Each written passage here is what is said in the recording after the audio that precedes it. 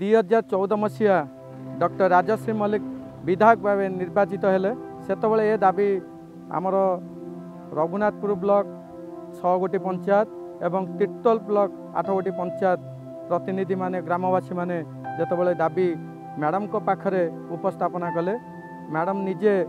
खरारे आसी चाली चाली यही नदी भीतर को आसी आमर जो फ्यारद रोड होता से यही फ्यारद रोड रे चाली चाली आसी नदीर भीतर जाई गाँ लोकों सांगरे आलोचना करी एवं संपूर्ण निजे